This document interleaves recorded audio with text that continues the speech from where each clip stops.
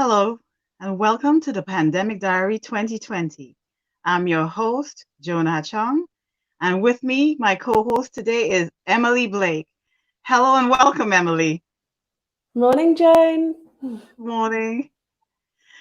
For those of you who don't know it, we are actually streaming live at this moment. You could get us on Facebook, you could get us on YouTube. We want you to click in, like, and share. Do make your comments because we want to hear whether we're doing the right thing or how, in what way we could improve our broadcasting today. Um, Anything you've got to say? Today we're a bit of going to give you a bit of a chat to begin with. Emily and I are going to talk about ourselves and how we end up broadcasting and being the host of the Pandemic Diary 2020. Um, Emily, do you want to begin? Tell us Yeah, about so yourself. Yeah. ah, thank you. Yes, so it's we really should introduce ourselves, I guess, to our Yeah. viewers.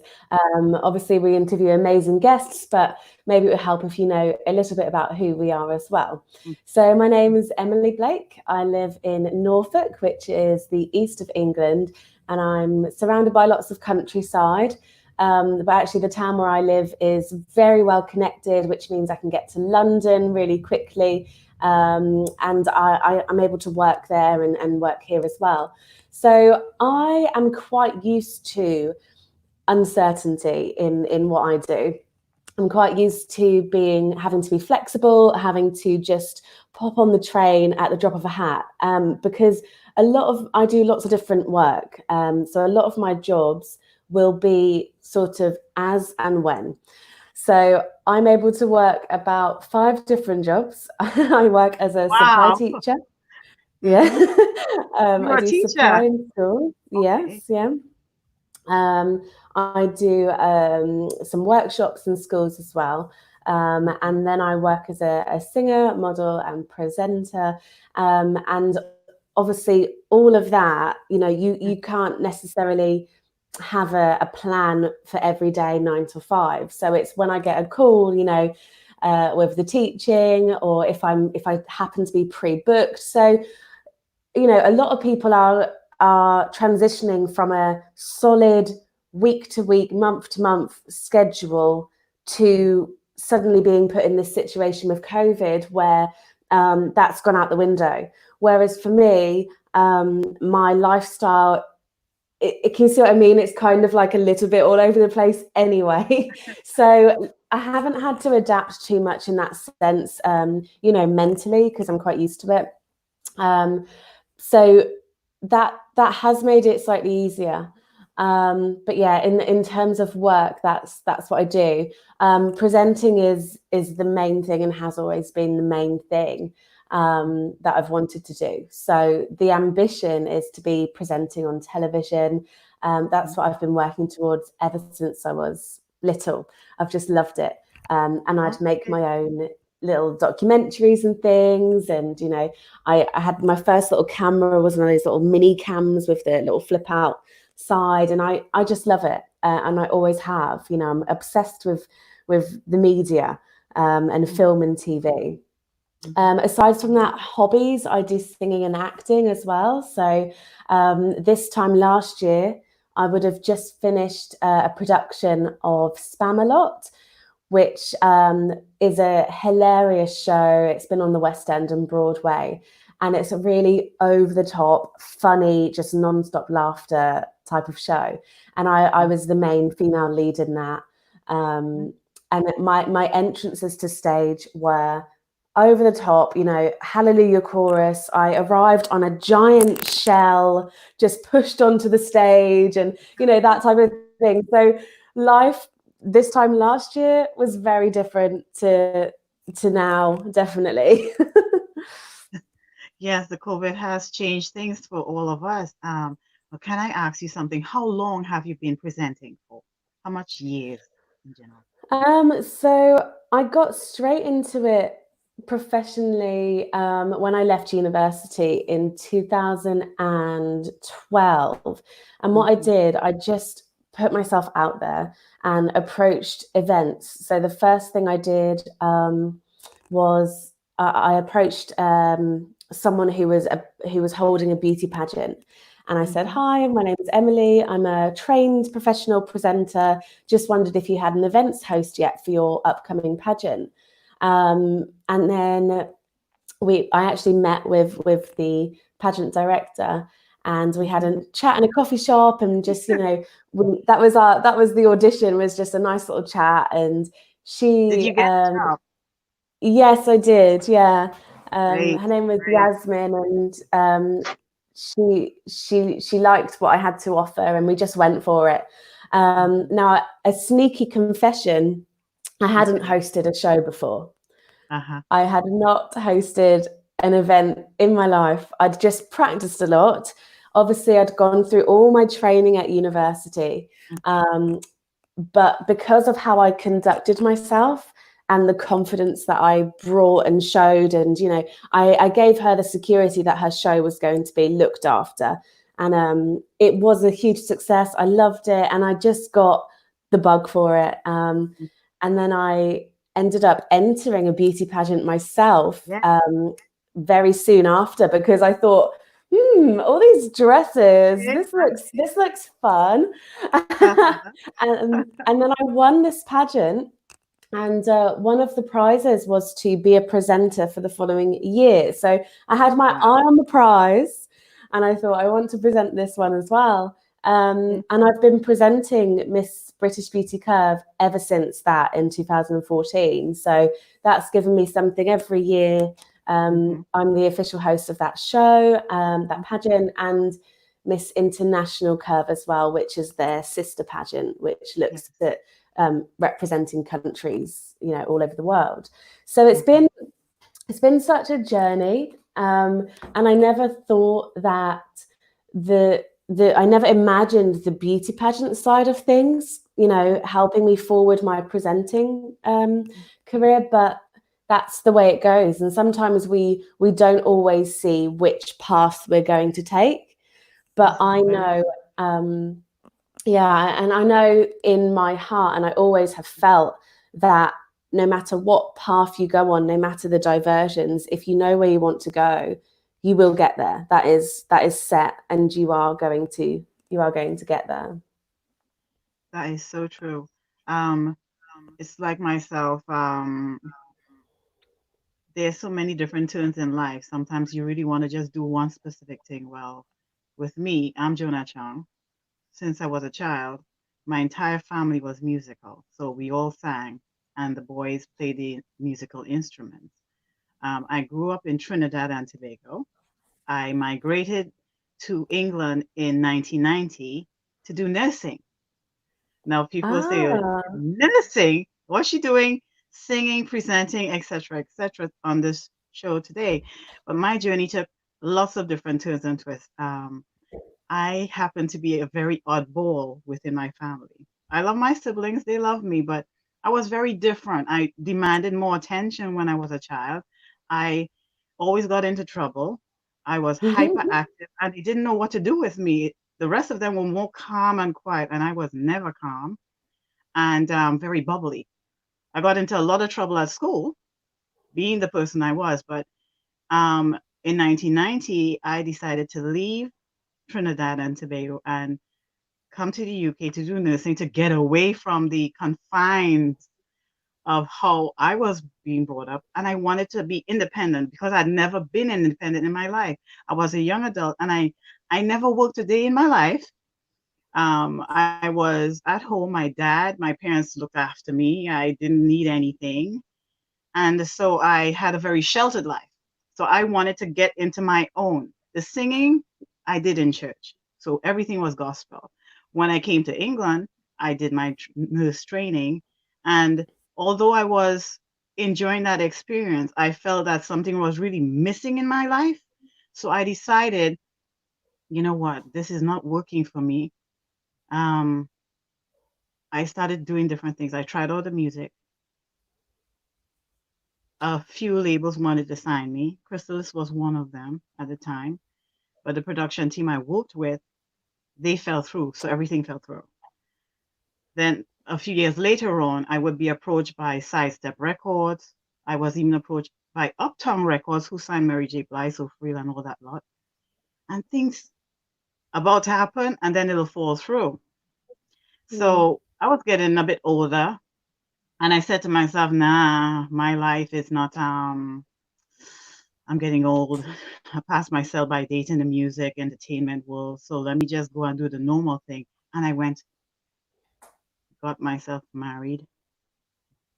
That didn't work out. I got myself Okay. divorced very quickly. And I said, you know what, Joan, you need to do something about this. You need to get a grip of yourself and your career. And I decided to just go and do a degree at a university, University of East London, and I did my degree in accounting and finance.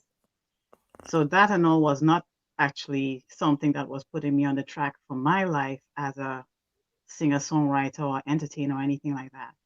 But a few years down the line, I decided, I had enough of the conventional way of life.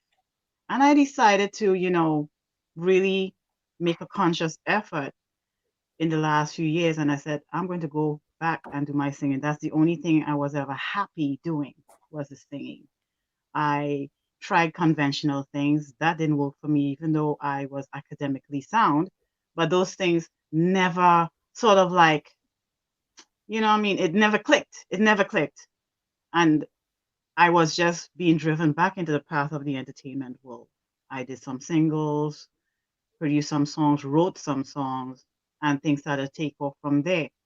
But then you get yourself in a kind of like some, what do I do next? I don't know how to connect with the audience. I don't know how to connect with my crowd. I don't know who my audience is.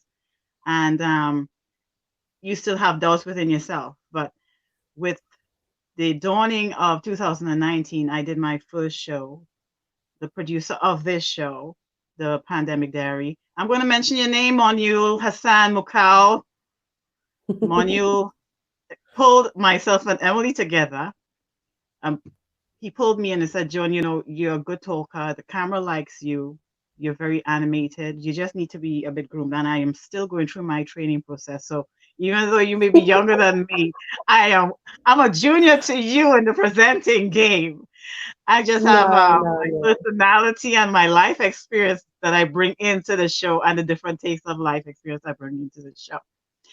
So last year we did Caribbean VIP, a TV series, something for television.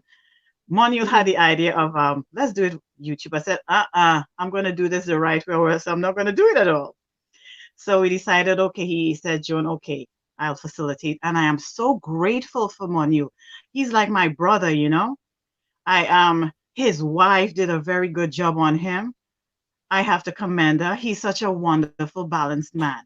He's like my big little brother at the same time. We get along very well. He tells me off when I take his criticism.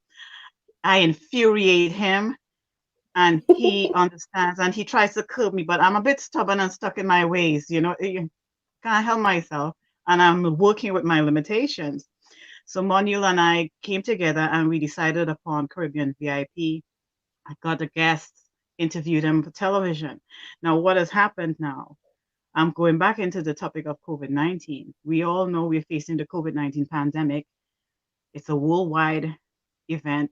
Nothing of this has ever graced our planet while we, in the last hundreds of centuries, nothing like this has ever happened to change our lives in such a drastic way. And in some ways, COVID-19 has changed our lives in that we are isolated our communities, people who we are access on a normal basis. That's not happening. But for some odd reason, it actually is bringing us closer together.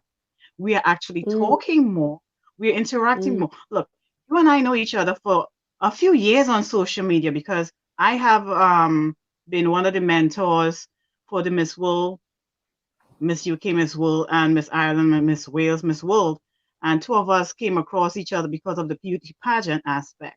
I was one of the motivators and performers at the Miss World 2019 and Miss Curvaceous 2018. I was involved in Yeah, the and pageantry world. I just love the pageantry world. I like the I glitz and the glam. I love know it. I it's love it. nice.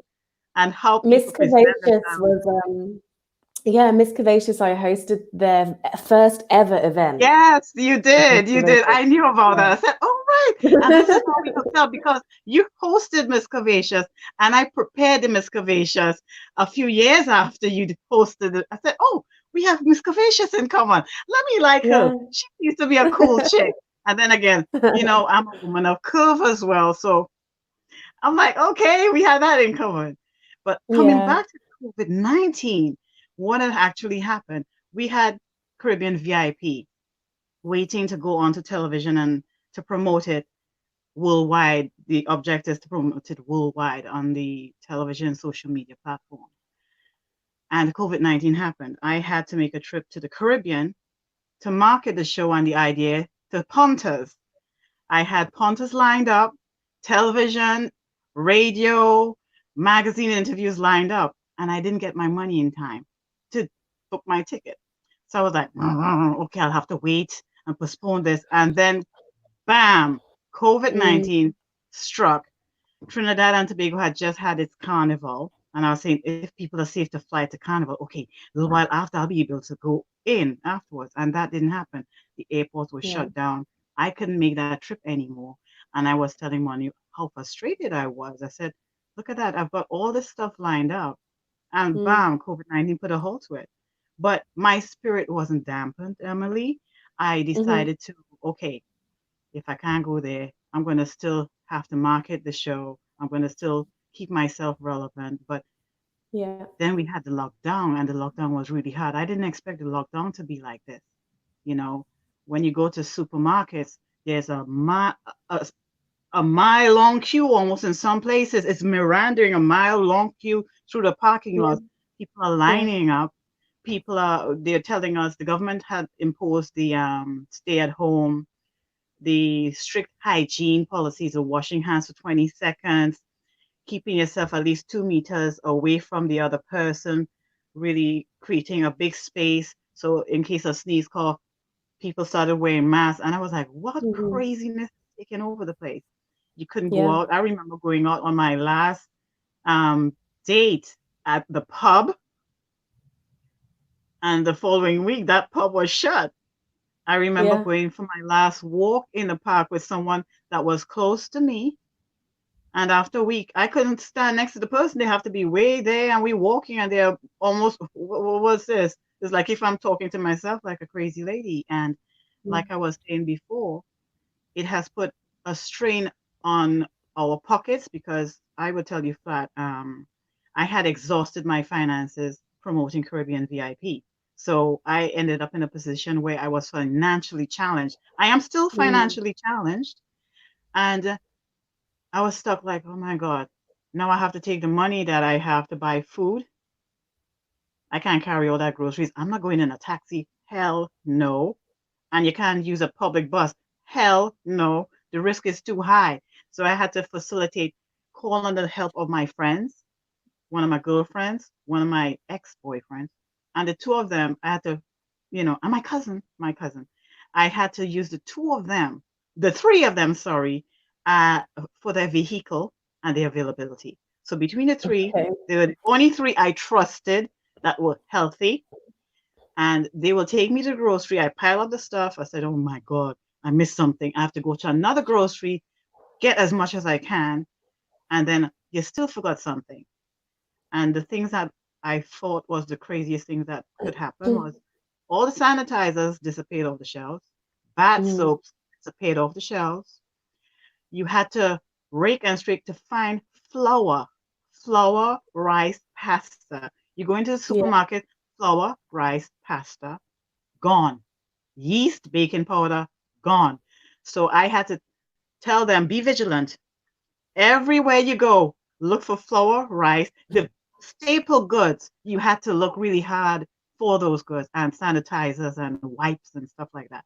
So I had to Mm, stock up. My grocery bill is the highest I have ever had in years. What I would spend in months, I had to buy stuff for 1 month. You stock up, you stock up, you stock up on the tin stuff. yeah. And I was like, oh my God, I'm financially challenged. Oh my God, the grocery bills are going to send me broke. How am I going to live? you know.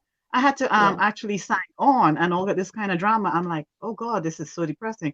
And this is the reality of our lives. Some of us have had to sign on who we were Yeah. very viable. This has happened, and we had to sign on to the benefit system. And in Britain, and I'm sure worldwide, this is happening to a lot of people. And I could relate to that because I I was really stressed out about it. Apart from doing this show is actually it meant this show means a lot to me in the sense that I'm able to talk with the population and forget about the dramas that I have to deal with after we come offline. I Yeah. have to a lot of uncertainty and where am I going to get this?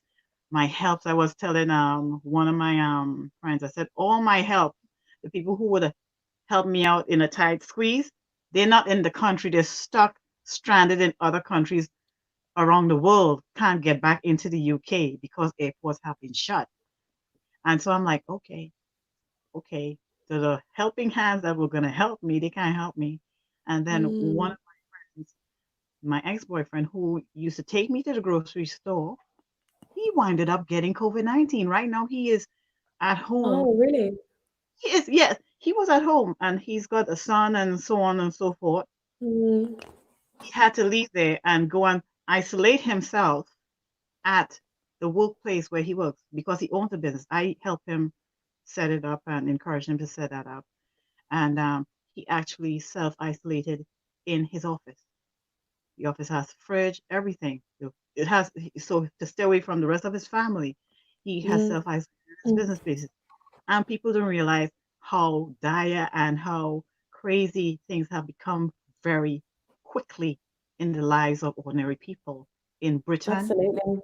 Yeah. all the rest of the world. So I've had a crazy and hectic time. And what I have noticed though, I have started baking more. Okay. Well, you found some I've flour started then. baking stuff. I have put I know the Caribbean people. Do you know Caribbean people, Emily? Do you have family who are Caribbean people? Well, Yes, I, actually, Joan, my dad is from Trinidad.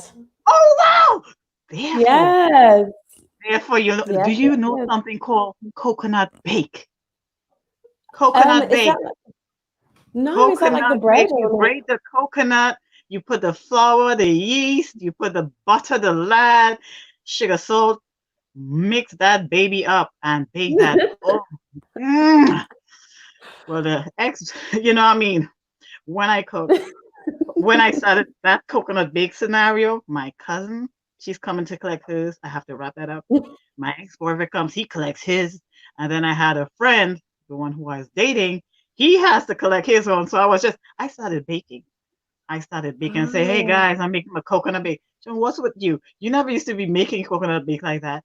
And I find myself making things that I used to eat from when I was a young child back in Yeah. Trinidad. Do you find that like comforting? Do you think that's the reason you're doing that? Oh, yes, it's very comforting, Emily. You know, I say to myself, oh my God, this reminds me of this. I was talking to a chap the other day because now we're all busy people in the media, yourself and myself.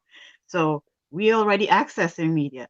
And I was chatting to someone, and certain things I had forgotten and I've never mentioned before in decades, it just popped into my head. And I started to reminisce of when I was a child and remembering.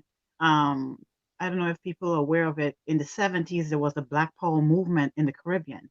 Then you had the Rastafarians, the Afros. Your dad and them, they'll know about that. They had the Black Power movement and things were shut down. It was almost like this, period. And it reminded me Mm. when I was a little kid in primary school, the Black Power movement and how quiet the place was and how we had to source Trinidad and Tobago used to source their rice and staple goods from Guyana in South America. And what had Okay. happened, I remember this very well. We used to buy rice, and what they used to do, they used to soak the rice to gain weight. So basically, you're getting less rice, but it's damp rice, and sometimes the rice was half rotten, and it was just crazy. So I remember going through hard times when we were children, and but not only me, but the entire country and the region was going through that hard time with the Black Power movement, curfews being enforced, and you're just downright scared. And I remember Mm. that growing up. So this sort of reminded me of that because of how the place is quiet, nobody's coming out, and everybody's afraid. But this time, the virus is actually keeping us apart. Mm. And I remembered all these things, how we had to live from the soil. But I'm living in an Mm. apartment, so I can't plant anything in the soil. But this is how we grew. We had to go back to the grassroots. So I couldn't get those things here. So I'll just start baking and cooking and storing it up. Make Yeah. sure your gas and electric is going, you bake and store it up. And I got Yeah. into this thing. I'll bake and I'll cook. So I'll put aside things, and just in case this runs out, I have this to fall back on. So Yeah, the exactly. COVID-19 has had me living like that. And it has cut sort of my financial supporting mechanism that I would have been Yeah, otherwise had. yeah, Yeah. me too. And I can relate to the financial side of things as well. I was heavily relying on my supply teaching work, and I Mhm. was getting more of it. It was starting to pick up, and then obviously this hit, and that you're in a funny position as a substitute teacher because you're not employed by the school, you're part of an Yeah. agency, so there's still loads of confusion about what you can apply for. Can you claim any money? Are you a Yeah. furloughed worker? Are you, it's been really confusing. So I applied as well, for Mhm. universal credit, and I think for a lot of people it will be a shock to the system. They won't have expected they'd ever need to do that. No, Um, no. where I have been on job seekers before when I left university, Mhm. because it's really difficult to get yourself in a position of constant work, Yes. especially in the creative field. Mhm. It starts off as you're doing everything for free, Yes. and that's just, for some reason, it's how it is in this industry, and Yes. with modeling as well. You're just doing it for free, you're building up your show reel. So I was used to that. It wasn't necessarily a shock for me, but I think there will be people who will be a lot maybe better off than me, or in more um, stable, having a more stable income, who will then Mhm. have had to rely on the government for financial support. So Mhm. I think, and one of my hopes is that people will be more understanding, Yes. of each other. And I really, really hope that's the case after this, is that, we can remove some of the stigma and Mhm. things, that are attached to benefits, Mhm. because some people require that help because they physically cannot work, and Mhm. everyone's situation is really different. So Different, totally different. Yes. yeah, so hopefully, some positives will come from this as well. Um, you were talking about your baking. Lots of people I've Yeah. seen are baking banana bread. That seems to be very popular at the moment. People Really? aren't getting through their bananas quick enough. Yeah, my Oh. Facebook is full of banana cakes. I've um, never done that. I've never made a banana cake. I must no, I find out. haven't. I must ask for a recipe of some sort. Somebody must know. I must know Yeah, someone who knows the banana cake recipe. definitely. But like, I've been in with the the kitchen a baking, lot. uh-huh. I have to be Yeah. careful. I try my best to do the walking around and taking my little time out, but not every day I go because sometimes, like what again, people are forgetting. They're aware of it. We are in the hay fever time. I'm a hay Yes. fever sufferer. The last time Me I too. went outside, there you go. I went outside taking a wonderful walk, a beautiful walk in the beautiful sunshine. And in London, we have a hard time getting sunshine. So when we see sunshine, we go a bit crazy. Some of us are a bit too crazy. And with COVID-19, that beautiful weather, and we stuck indoors and they're telling us to stay at home. You choosing to stay at home is totally different from someone telling you must stay home. It's for your own good. And they're correct. They are very correct. I'm not taking away the importance of staying at home, keeping a safe distance. If you see somebody coming up, and you could cross the road if you have to, if there's no one Yeah. across the road and it's safe to go. Trust me, it's safe to Yeah. cross because hardly any cars are moving. Nobody's gonna run you over. Yeah, okay. cross the road. But what has happened with that scenario is because of the hay fever, I went outside to enjoy that lovely sunshine. By the time I was coming back home, I said, hang on a minute, my throat feels funny. Oh my God. Mm-hmm. By the time I got inside, my face started to itch. I said, oh my God, have mercy. Pop, run, grab my antihistamines, drink it down really quickly. I said, Lord, have mercy. Now, because of the COVID-19, I'm saying, what if I got COVID-19 by the breeze? You get a Yes, bit yeah, paranoid. You you think do. when you sneeze, oh my God, is it COVID-19? Someone Yeah, sneezes, you get scared. You cough, you're afraid of yourself when you're coughing. I'm like, shucks, I wonder what's that. Let me check my sputal. I'll say to yeah, the nice with a sputal. If it's discolored or have I got an infection? And yeah. then we That's walk the around thing. Yeah.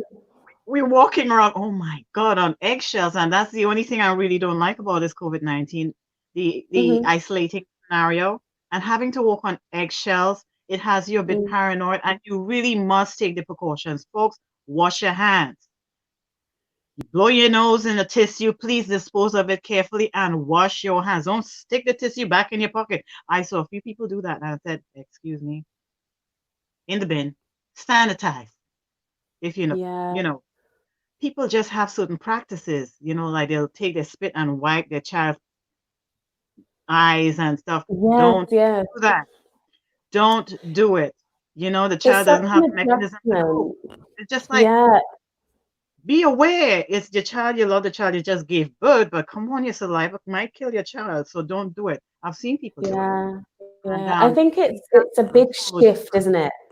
Yeah, Yes, it's a yes. big shift. It's a big mindset. Do you know, Joan, I keep getting distracted. I can see a beautiful deer outside of my window and I can't stop looking at it. You see me looking over there, because I'm in the Yes, there's a big yes, field at the end of the yes. garden and there's literally a deer walking up and Yeah, down. So if I look distracted, it's just so beautiful. I love I being know. surrounded by It's nature. It's beautiful nice. outside. But can I Yeah. ask you something? What do you think is going to happen to the world once this COVID-19 goes? I know I'm getting a bit heavy now, but this is all happening. But what do you think our life will be like post COVID-19? When you how I wonder at times, how long is this going to last? How long is COVID-19 Mm. going to last? I don't know. How long do you think it's going to last? So I think probably, I mean, they haven't given us an end date. It can't be predicted. But I certainly think it will go on longer than what we are Mhm. um, given. It will go on longer to what we are sort of Yeah. led to believe, I think. So we should really prepare ourselves. Um, it's Mhm. we want to be out by summer, but I'm not holding any I'm hope not because, me neither. I'm not holding my you breath know, because what we have to understand about viruses, they are airborne. You cough, you yeah, sneeze, the sputum stays there, it dries, it flies. And they were telling us things like that with influenza. The mm, COVID-19 is actually a aggressive form of yeah. influenza, a really super bug Absolutely. influenza. And I mean, So when I think about how easily I catch a cold, like mhm, I don't know what's up with my immune system. I try and stay healthy, but I mean, working in schools as well. If you work in yeah, schools, you are doomed. You will catch and everything. hospitals as well. When I was doing nursing Yeah. in the hospitals, all the viruses that came through, a lot of us was catching it off of the Mm, patients because mm, we're in this close confined space, especially around winter time. And in October, November, when we start closing up our windows and having to deal with the immune system and the cold weather and the change of the seasonal weather, most of us catch the flu virus. And I'm like, oh my God, would that be still around at that time? Like it's a mm. virus. Virus will happen in waves. They say there is a 14 to 28 days incubation period in some people. They would not show signs or symptoms. And in that time, they may be infected and not know it as yet. Exactly. Okay, when Yeah. the infection comes in and it shows itself, everybody knows you're sick because you're going to be in a bad way. But some people I've known 4 people, personal friends of mine, who have contracted COVID-19. Mm. 3 of them, plus my friend who helped me with the grocery shopping, transporting my stuff. 3 of them, they are recovering nicely. They didn't get it nasty, but one of them, he is a nurse and he was doing his charitable work. He goes out and feeds the homeless, the veterans who are homeless on the streets. He does a soup kitchen on his time Mm. to give back to the community because he was once also an ex-soldier.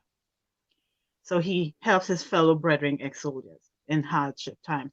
And he went out this Monday and he said, Joan, I'm going to go get you some meat at the butcher's, blah, blah, blah. I say, okay, I'm going to look out. I said, okay, don't give me too much. I don't eat too much meat these days. I'm restricting my meat intake. He went out and the following day, he calls me. I said, what's going on? When am I going to expect you? He said, Joan, he sounded awful.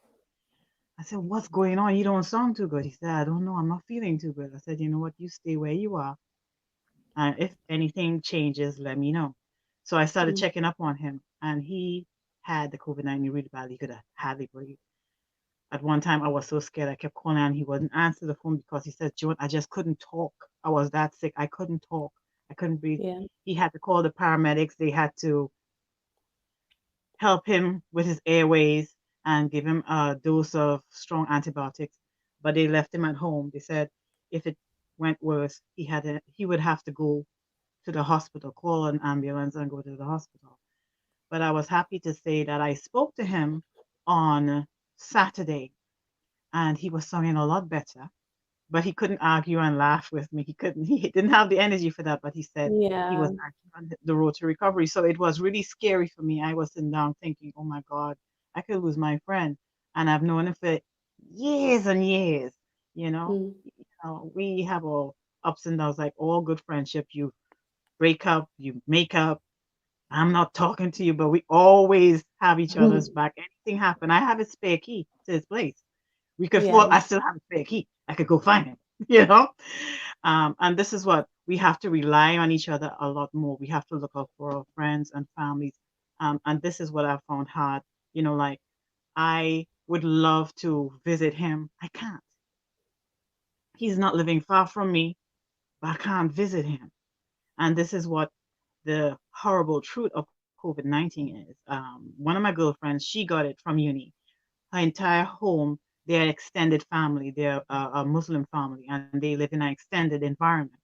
So basically, everybody's going to get it, in their home. But they've got the Mm. support. All of them are there together, and they're supporting each other. But like myself and my friend, we are on our own. One of my cousins, she works in infection control, and she's one of the big girls there. And she says, Joan, sometimes she just needs a sounding air, listen to her because she's so exhausted. And Yeah. she's seen something that is unprecedented. And being in the infection control environment, they have the information that's coming in and it's not looking good. At times she's like, you can't do anything better.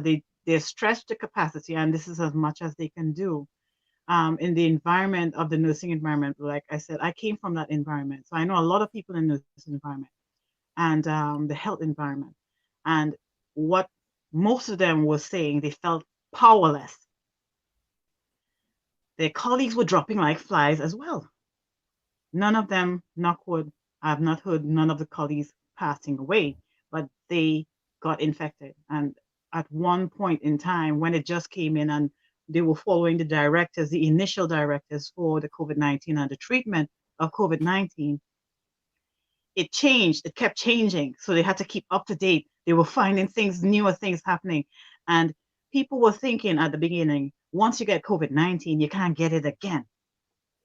That's Mm. not It's not like chicken It pox, is not true. Yeah. You can reinfect. And it was happening in some cases where patients were infecting the nurses and they had recovered and the nurses were getting infected and there was a cycle that was going on. They soon put a lid on it when they realized when you're recovering from COVID-19, no one tells you this. And don't ask me where I get my sources from. I'm not going to tell you. I don't want to get anybody into trouble. We as human beings, we have fine scales. We don't see it, but we shed. we shed. Our skin tissue, we shed every day. With COVID-19, what they didn't realize was when you are shedding and you've had the COVID-19, you are infectious. Yes, you are My infectious. goodness, Joan. Yes, you Yeah, are and infectious. that's Mhm. really, And you've got to be it's careful with scary. the It's shedding. scary.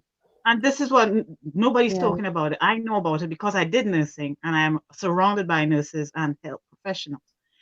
And they said yeah, nobody's talking about the shedding. And I think this is why they say keep the distance and they're masking. yeah, People are masking.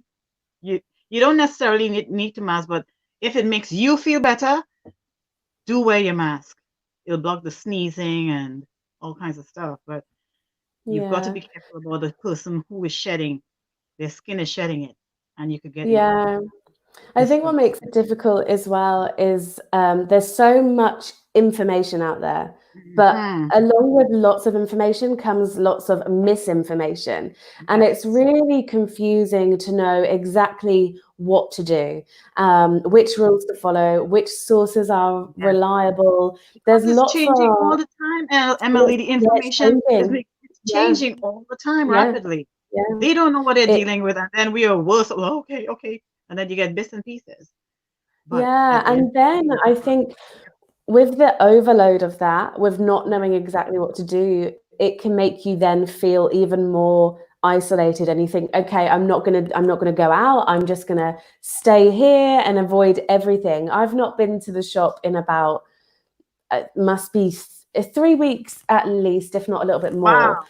Wow. Okay. Yeah, I went because last week. I went to the shop up until Saturday. I was at Sainsbury's, and mm, I will tell you, apart from going to the supermarket, what I found myself doing in day-to-day life, I have stopped looking at the news. I have become so fed up of COVID-19 and what it was doing. I couldn't listen to the radio. I wouldn't listen to my television set hasn't gone on in over a month. When the COVID-19 struck and all the bombardment of I couldn't handle it. It's like oh, I don't want to hear this anymore. And likewise, when people see COVID-19, some people, because of so much misinformation and information overload of COVID-19, people have stopped watching, they stop listening, they don't want to hear anything about it. And yeah. that itself is kind of dangerous too, you know? It is, yeah, it's exactly what I was going to say. We had letters from the government come to everyone's household, and I saw a lot of Yes, people saying, yes. uh, a lot of people I know from online were saying, "Well, my letter went straight in the bin. I don't want to read it, or I already know what it says because it I'm was guilty. published online." You Oh, know, sorry. I'm guilty of that. I didn't throw it in the bin though. It's on the shelf. It's never been opened. It's just sitting there. yeah. Yeah. There's just, I think with the news as well, it's very easy to become obsessed with this. And Hmm. that can then have an impact on actually your mental health. Yes. At the moment, I'm staying at my boyfriend's house. I had to make a decision whether to, because normally I'd be in my family home, I'd be with my mum and dad and my brother. But because I spent quite a lot of Yes. time here. It's a new relationship, and I spent a lot of time here just before this whole thing broke out. Mhm. And I thought, okay, I've been working in schools. He's working in retail. What if he's got it or I've got it? Yes. Should I be going home and then spreading it to my Your family if I parents. have? Yes. Hmm. So I made the decision to stay here. And you know what? It's been really lovely. It's been really fun. But he looks on the news a lot. He's one Oh. for always checking, scrolling, Mhm. and I'm Mhm. I'm literally getting the phone and stop I don't this. want you don't want to see it anymore. Stop. Because too much of it is not good. Too much of it No. is going to start affecting you. And when I see that and the anxiety building up, I'm really conscious of making sure I help limit that. I think it's Mhm. very good and important to be informed, and you know how to conduct yourself, and Yes. how what we can do to stop the spread. But if you're constantly looking at the news and all of these Bombarded. figures, It's gonna scare it's you to too death. much. Yeah, Some yeah. people, a doctor posted once. I posted to other people, And she was saying she was a GP practicing in England, and she said she's had patients come in who didn't have hypertension because they were scared. It had one woman who was so petrified that her son, the only son she has and she's ever made and could ever have again, she can't have any more kids. And she was wondering if he's going to catch it and die. And she's tried so hard to have this baby, you know? And so people developing physical ill conditions as a result Yeah, of due to the scare stress. of the media and what was out there being published. It was scaring them to death. She said a lot of people Yeah, became physically ill. Your mental health affects your physical health, and you've got yeah, to look after your mental health to ensure that your physical well-being stays in check. But yeah. like we all say, this is a time of fair, and we have to wrap up the show, and we love to go on talking to you over and over. Emily, thank you so much for sharing your story with me today. I appreciate Thank it. you. And Joan, it's thank been you. so nice to talk to you and to learn a bit more about your background as well, because I actually had no idea about the nursing career that you had. I did. And I obviously, did it for yeah, years, over it, 20 years. Yeah. Yeah. And wow. I just walked. But I'm telling you, this is all we have time for. Everybody from the Pandemic Diary 2020. I'm Joan Achong, and you are Emily Blake. Emily Blake. And we gotta go now. I love We'll be y'all. back with a guest tomorrow, hopefully. Yeah. Well, please, you guys like, click, make your comments, and share the link. And thank you for joining both Emily and myself on the Pandemic Diary 2020. Be safe out there. Love you guys. See you tomorrow. Bye.